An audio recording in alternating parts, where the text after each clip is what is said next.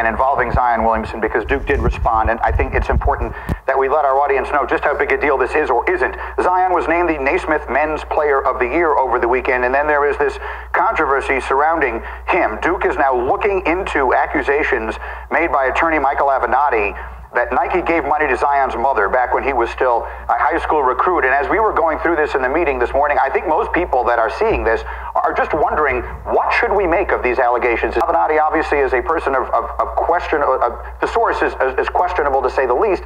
How big a deal should we be making of this? Well, it is an important issue. How big of a deal we make of it, who knows? I mean, we got the biggest player in the game, and having an allegation like this, it is a big deal. But I think it's important to understand, and most people don't, that shoe companies have been paying AAU programs and providing money to AAU programs for years. And the NCAA and every school knows about it. They absolutely know about it. And so and this has been happening for years, you'd have parents involved with AAU programs.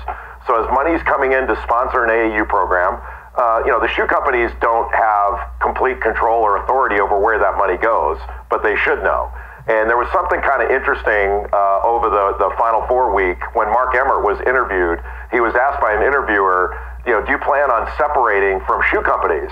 And when I heard the question, I thought, well, that they're not going to do that. And Emmert said, no, of course not. We just want greater transparency and all that stuff. And I started really thinking about it, and then I go, wait a minute, why aren't these institutions and the NCAA separating from shoe companies? Why don't they buy their shoes like everybody else?